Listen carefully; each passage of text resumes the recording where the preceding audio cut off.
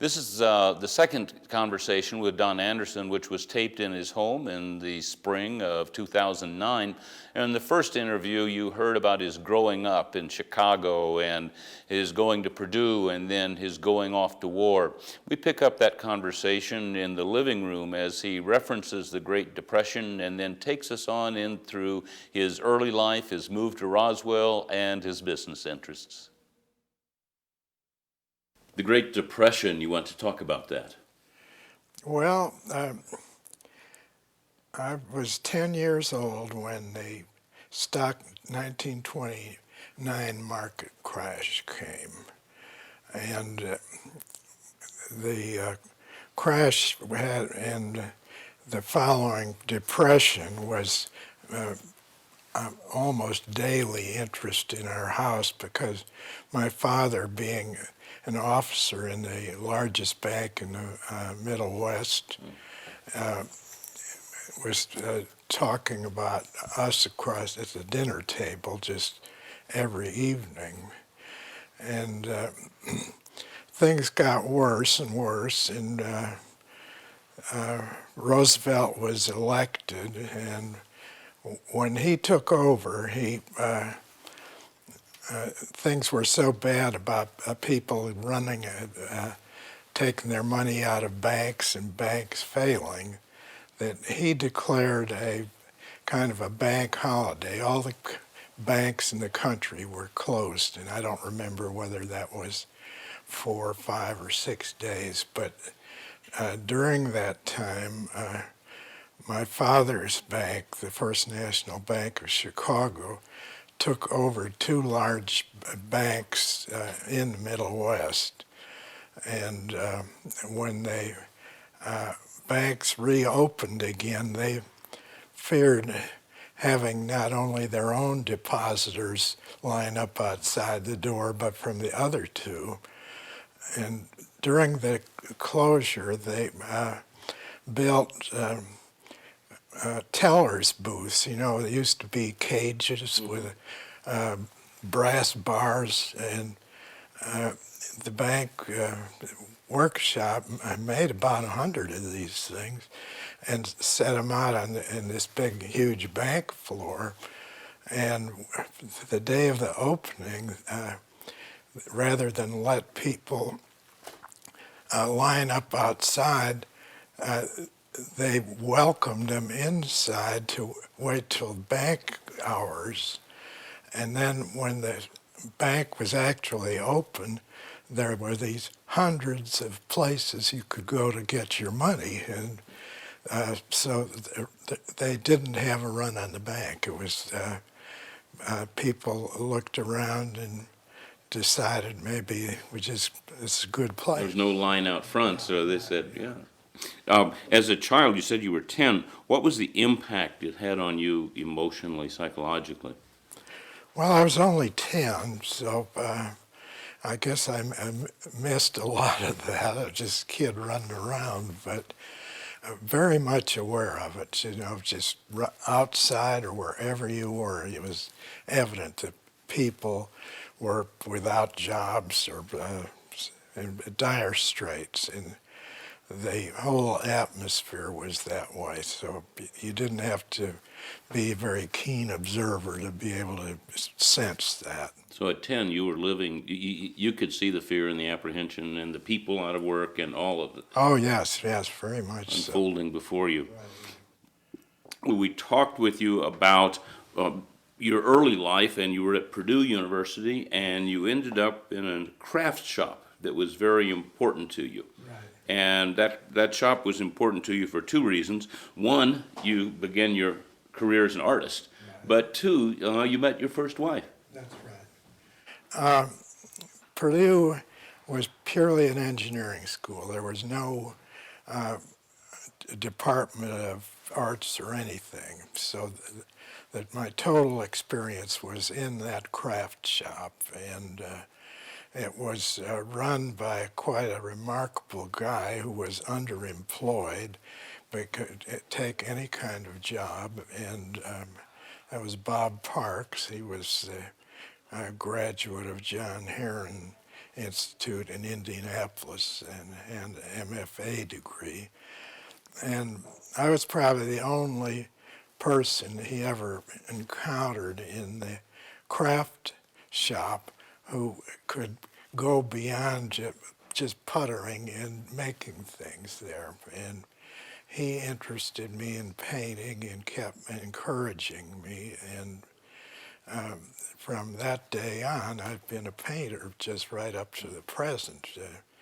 I've always looked at my life as a dual career, both an artist and a business person, and both careers are equally important. So, We're going to do a segment on each of those. How did you meet your future wife? Did she walk into the craft shop, or how did that go? yes, it's just this wonderful girl was coming in there and working, and took an interest in what I was doing, and she tried doing a little painting herself, but never really pursued that. But What did she look like? What were your impressions of her when you first began to date? well, she had an unusual background. She was born in South America and daughter of an American who was developing railroads in South and Central America. So she had lived in all over that country and had come from Central America on a scholarship at Purdue, and her father had lost his job with one railroad. I don't remember which country it was, collapsed, and the government collapsed, so they moved it back to Indiana, and that's how I met Pat Gaylord. Pat Gaylord.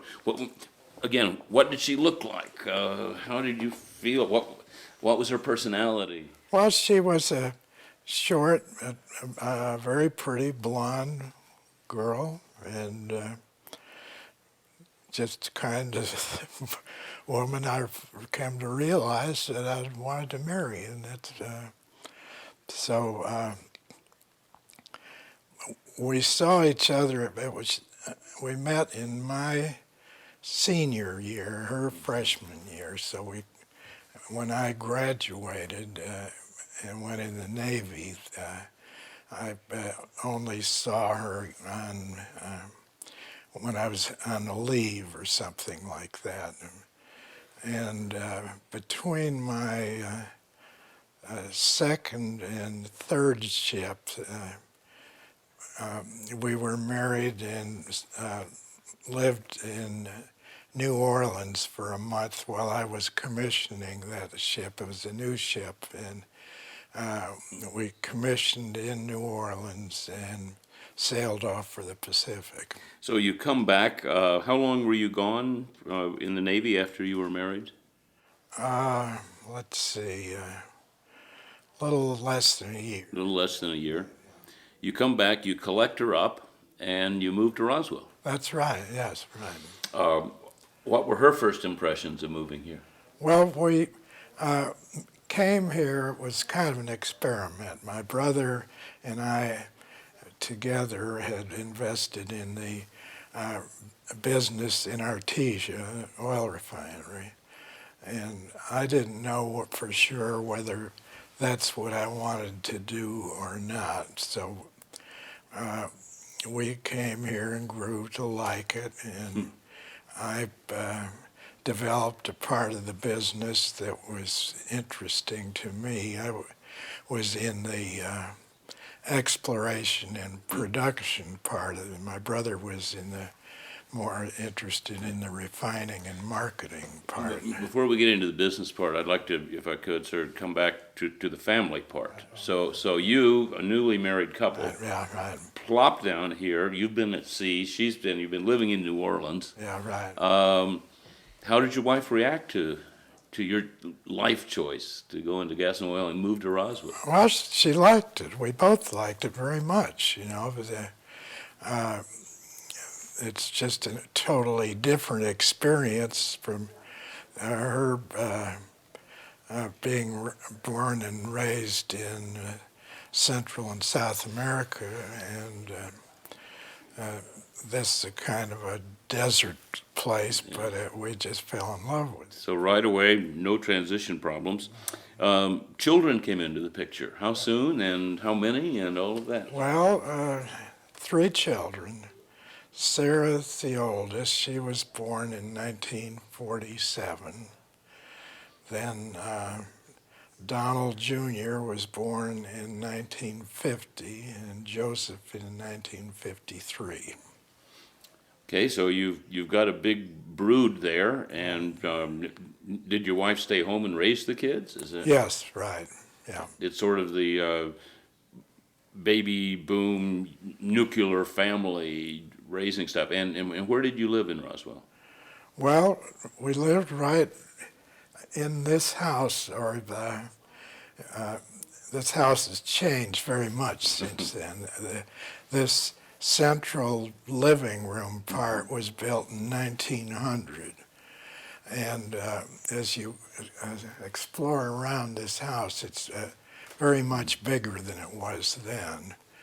And when we first moved in, it was just a wreck, you know.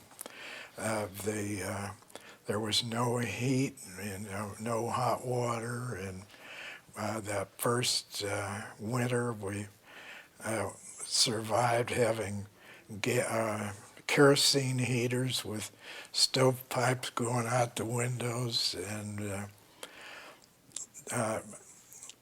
people advised me that this was a tear down, but I never looked at it that way, and I'm glad I didn't. Because, Well, you were pretty far out of town then. yes, right. The town's moved up and grown this way. So the what interest did your wife have? I mean, I understand raising 3 kids is a full-time job, but what other things did she like? Well, she was a great reader and constantly pursuing other disciplines, and had a very wide interest and a great general knowledge, which she just kept building on and passing it along to our children. And she did some volunteer work, but never was employed as a full-time job. And then tell us about how long were you married? Well, we married in 46, and she died in 78. And what was the cause of her death? She lung cancer.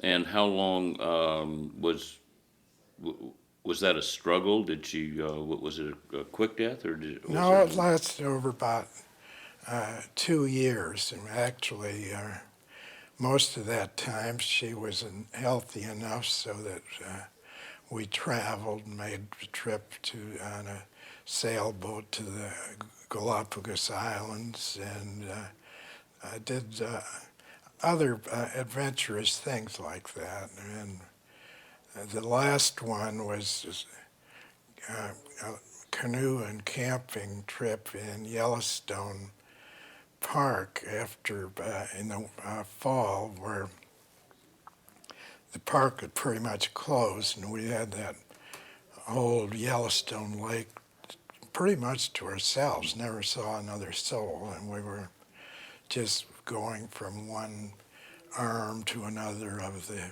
lake, and spent about 10 days doing that. And then not many months after that, she started to really be go downhill? an invalid, yeah. Mm. What did you appreciate most about her, looking back? Well, that's hard to say. She was a remarkable person, and in every respect. So I can't say enough good things about her. But in other words, it was all good. Mm-hmm. What did she see in you?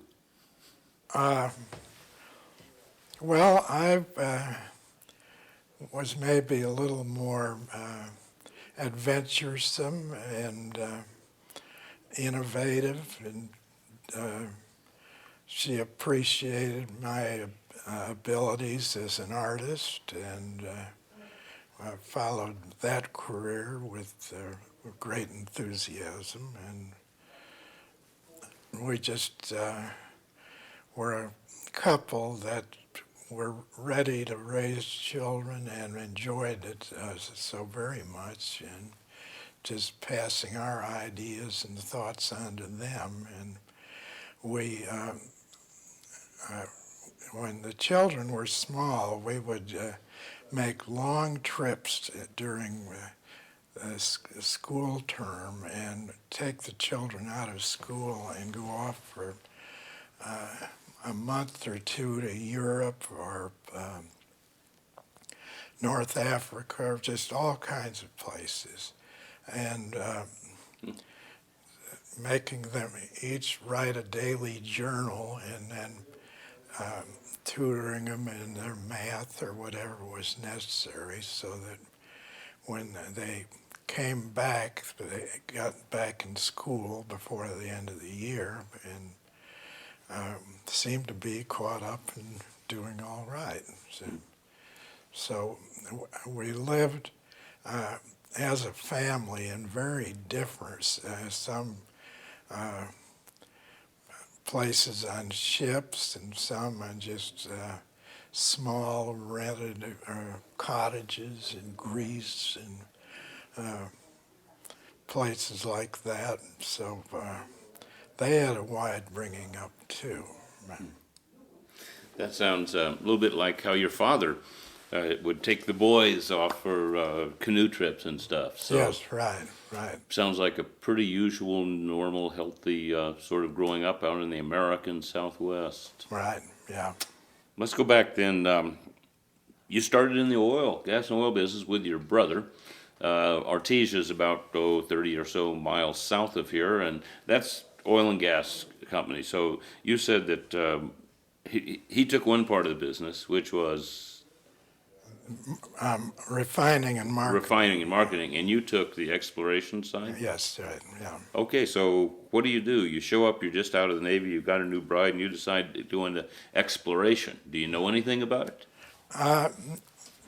No, I knew something about it because my father was really a pioneer in financing oil and gas industry. It was he had built the First National Bank into the premier bank for financing especially independent oil producers, and so he would take us on trips down to Texas when he was going on business or kind of visiting his customers, and I was exposed that way, and had just an interest in we talked a lot about it. So I had a fair knowledge before I even got into it and knew what I was getting into.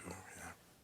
So you arrive here and you're about to go into exploration. So you know something through your father's business about the background. So you wake up and what do you do to go exploring? Well, my brother Bob had, while I was in the Navy, he had collected a number of oil and gas leases in southeastern New Mexico, but these were kind of just speculative and tentative starts to getting into the business. And I took over from there, and we actually started drilling wells and developing. Our first oil field was the Caprock field, about 40 miles east of here. We drilled a number of wells there, and Had you ever drilled a well before? no, but you really don't. You can go in and start out without knowing everything. Okay. You employ a drilling contractor, and get consultants as geologists, engineers, and just take off from there. So through the expertise of others, you're already a functioning business person. Yeah. So tell us about, do you remember your first strike? Well,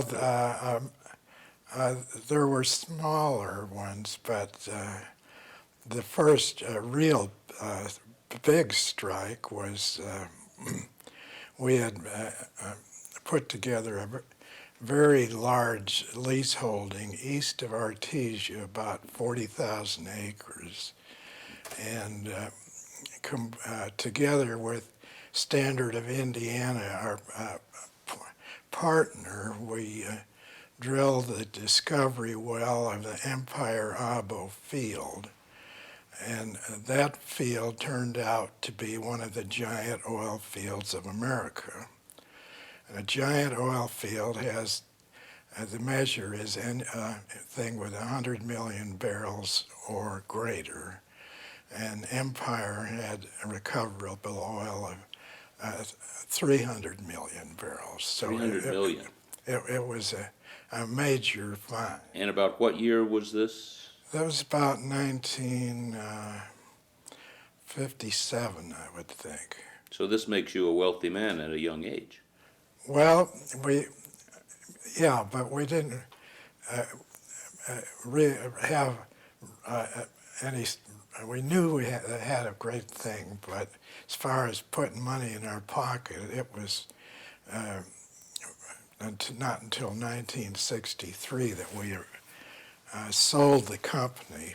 That we had developed Empire, and a lot of the money went into expanding the refining business. We owned 5 refineries when we finally sold, and a very large one in the Los Angeles basin.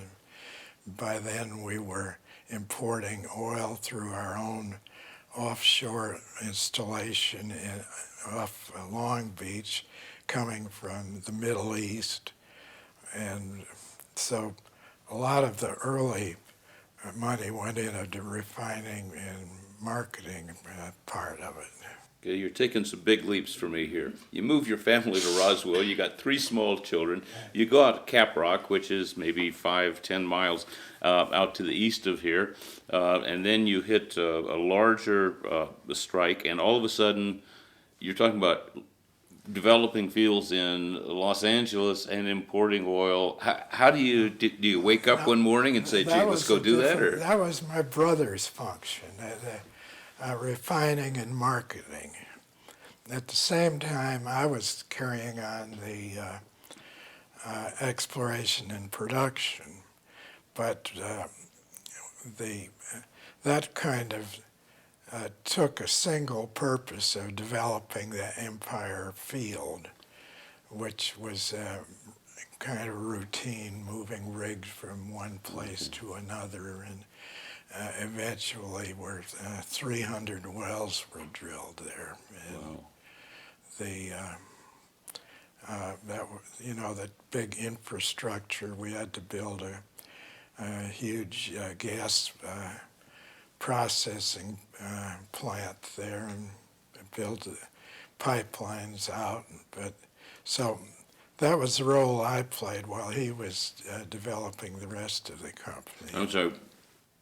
Go back and help me specifically. What was your role in with the gas, developing the gas pipelines and so on? Well, our partner through all of this was Standard of Indiana, and they were the ones with the big know-how, and we had to build a big gas processing plant to extract butane and propane and other liquids to get dry gas to sell into the interstate pipelines as burnable gas fuel.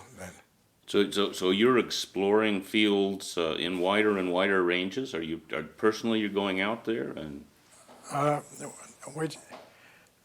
Unfortunately, my brother got the opinion that we could never do this again.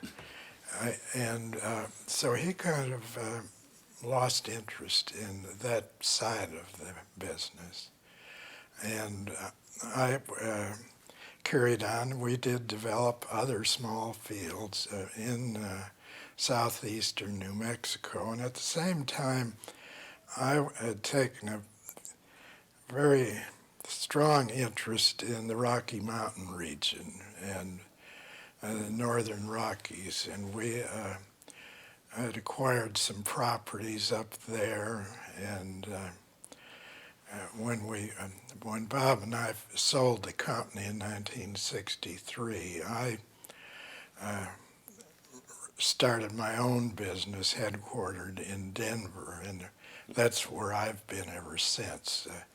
People here in Roswell think I live in Denver, but I have lived here the whole time, and I do commute up there once a week now, and have very good people, and you'll always have telephone and fax and so forth. What skills did you develop in the oil and gas industry? What was most helpful to you? Is it a person business? Is it a technical side?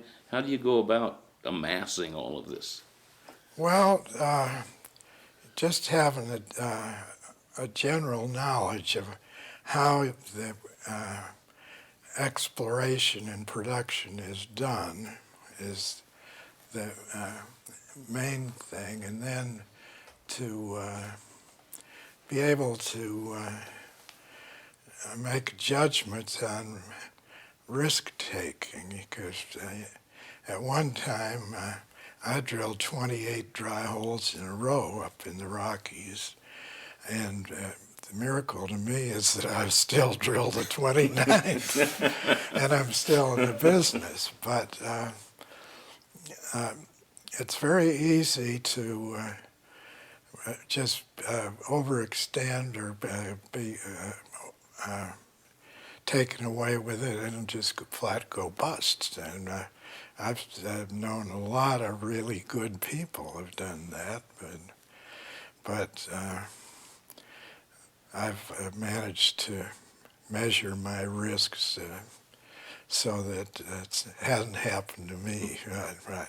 Well, and that's one of the most remarkable things is that as a small in quotes, oil and gas company, an early singer, that there aren't many people who could survive all of that. But that professional career in oil and gas has been up and down for you as well, has it not? Oh, yes, yes. 1984, when I think that's when really the bottom fell out of the world oil pricing, and this country had built up the largest supply of oil well drilling rigs that we've ever had, and the price was kind of like hitting a depression. It just suddenly, there was more oil, and the Middle East oil came on so cheap that the bottom fell out of the petroleum business here. At that time, I owned 18 big rotary drilling rigs, and that over a year's time, from full employment, went to zero. We had thousands of employees left, and the rigs were just stacked, and I totally lost that whole company. Right.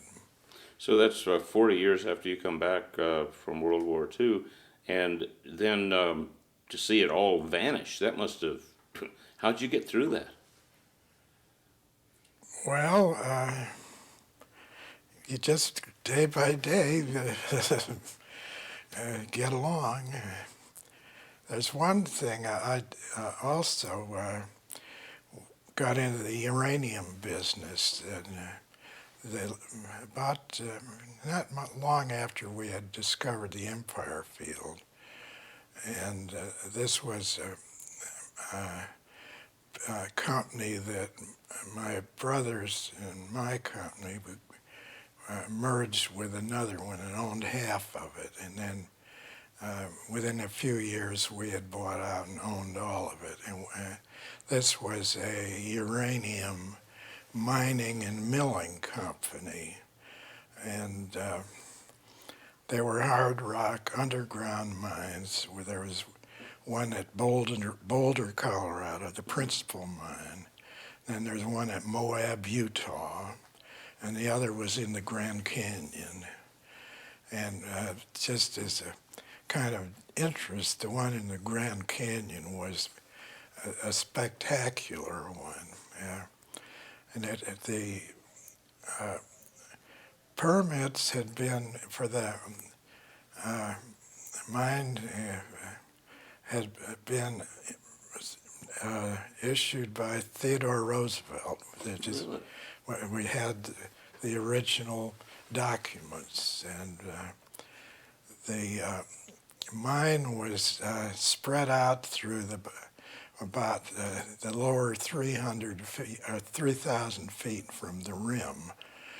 And of course, access through the face of the canyon and the floor was just impossible. So our surface operations were right on the south rim of the Grand Canyon at Mariposa Point, one of the prime viewing places people drive along and see.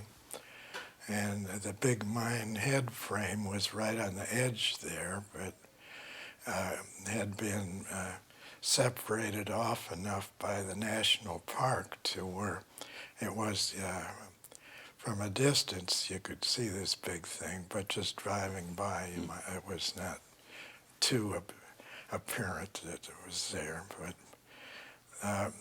the mines, that was the Orphan Mine in the Grand Canyon. It was a uranium, silver, nickel, and copper, and zinc. Kind of not unusual in mining to have several minerals mixed in a ore deposit. The Orphan Mine was unusually large in the mixture, and especially rich in silver and uranium. You really love this business you're in, don't you? Yeah, the mining business was really great, and the government procurement program ended when we were really just going strong, and price was guaranteed. The price for uranium oxide was $8. Today it's 120. But 8 was profitable, but when the government procurement program ended, there was no market unless you could find a end user. And we continued because we found the Consolidated Edison in New York State, and we supplied the uranium oxide for their first nuclear reactor on the Hudson, Indian Point number 1. And then we did 2 for Commonwealth Edison, a big Midwest Chicago-based company, and we did their Dresden 1 and Dresden 2 reactors. And by then, our future was only the 2 clients or the power clients. Fortunately, the Commonwealth Edison were interested in acquiring the company. They bought the company and took over, and to this day they're running, I don't know how much, I know the principal mine in Golden, Colorado is still going, and our uranium milling operation at Canyon City, Colorado is going. So it's a series of investments and risks. During this time, well, you had some fun too. You bought a couple of sailing boats, right? Yeah, right. Tell us about them. Well, I've always, I think I said I'd built 11 sailing boats. They're very small, but we bought our first large one, a 55-foot schooner, and kept it in California. And we, after a couple of years, we got to where we weren't going to California and were traveling elsewhere with the children. And so we had that first boat about, 3 years, and then sold it. Then about 5 years later, got interested again and found this 80-foot sailing ketch. And 80 feet.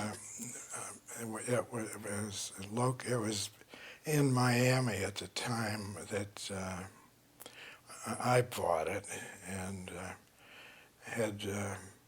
previous owner had been the cartoonist who wrote Little Abner. And Al Cap. Al Caps, yeah.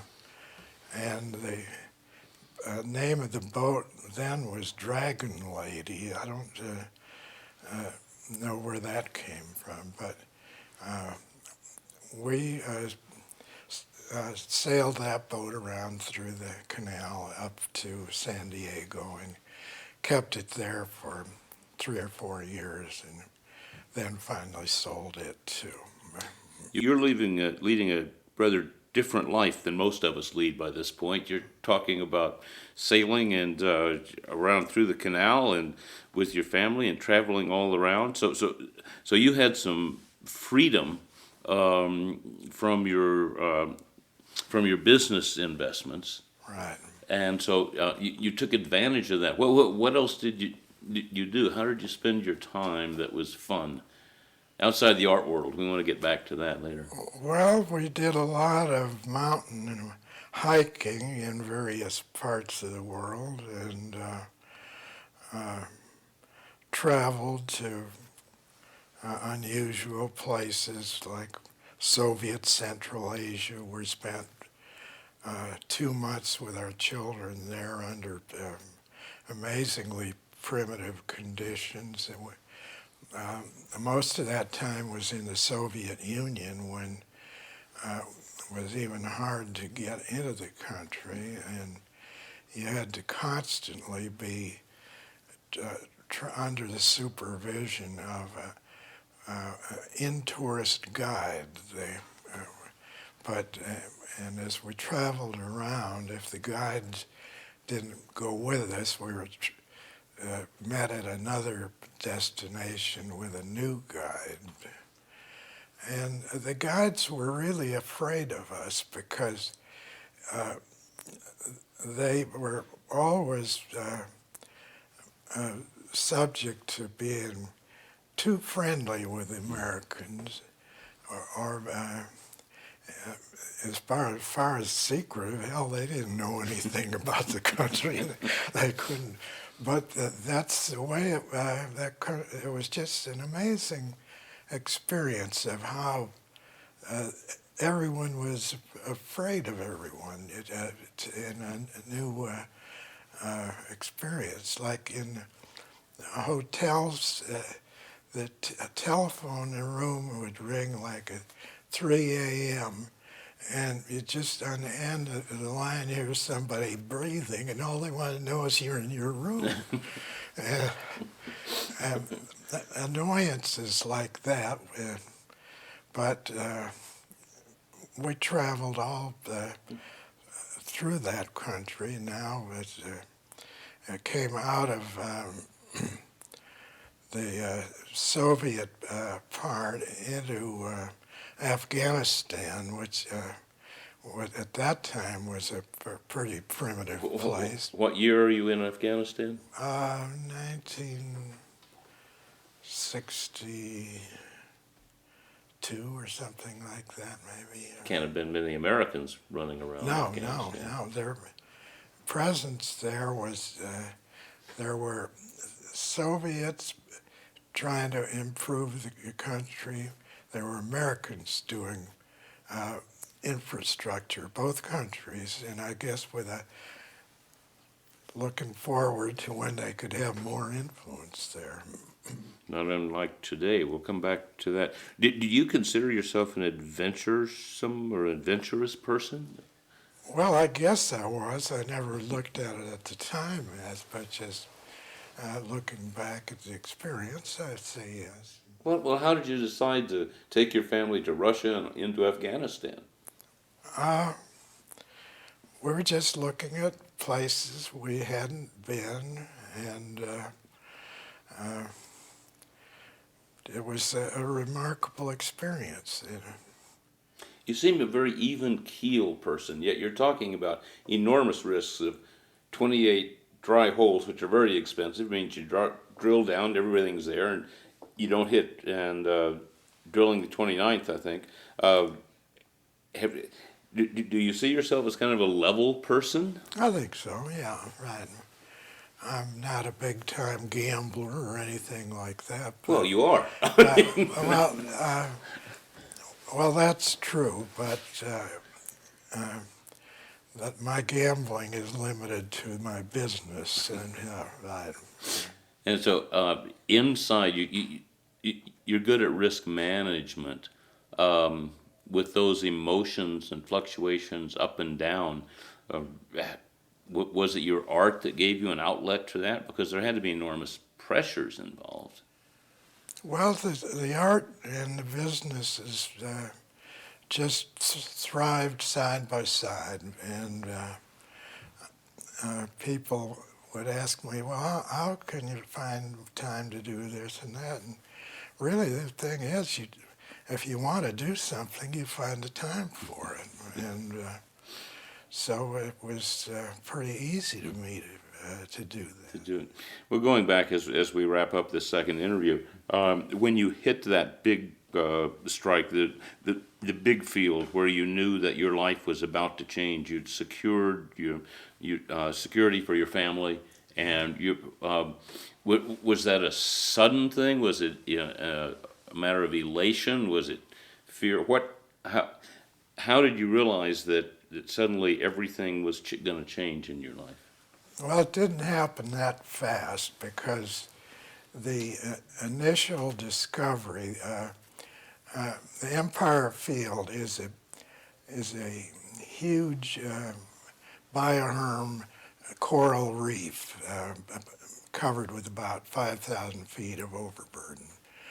And the discovery well, as anything, you reach the end, it gets thinner. So the first two wells were not as big and prolific as the field turned out to be. So we kind of just drilled our way into getting bigger and better all the time.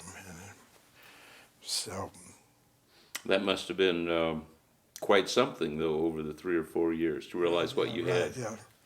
In the heart of the field, the wells were capable of 20,000 barrels a day, each well. And the toughest part of that was the country was self-sufficient on petroleum needs. And the state of some states, Texas and New Mexico, had production allowables and how much you could produce. And our allowable was 50 barrels a day starting out on wells that had produced 20,000 barrels a day. And that slowly improved, but during most of our ownership, it was building reserves and not selling big quantities of oil that was the result of it. Well, and so you're getting X number of dollars out of every barrel of oil? Right, yeah, right. What percentage was X? Standard of Indiana was the partner? Yeah. Well, they got half and we got half, and oil was $3 a barrel. So, you know, a 50 barrel a day well was not all that wonderful. Took a while to build up. Yeah. Don Anderson, thank you for sitting down with us. Well, we'll do this again next week, and we'll move and talk a little bit about Don Anderson, the artist. How's that sound? Okay, Hugh, thank you. I've enjoyed it. Well, where we are now is our business is headed the same way the economy is headed. And we're primarily natural gas producers now, and have just finished a program in southwestern New Mexico. Over the 3-year or 4-year period, we've drilled 30 deep gas wells in the Wamsutter Basin in Wyoming. And as we reach the finish of that, the gas prices are going to go straight down. The rosy future, not so rosy. No, yeah. Don, what was the name of the company that you sold in '63? The big company that developed the field. Well, the field was fairly well along to develop then, and it was at Atlantic Richfield. That was Atlantic Richfield. That's and what I. Atlantic Rich. My brother, when we sold the company, went with Atlantic Richfield, and I took off on my own and started Anderson Oil Company. Right. The whole thing was swallowed up by British Petroleum, who took on Standard of Indiana, one of the very big ones, Atlantic Richfield, and just like Exxon swallowed Mobil, and all the companies could just take over another big one. British Petroleum is now the biggest, I guess, or they're competing with Exxon, yeah, right.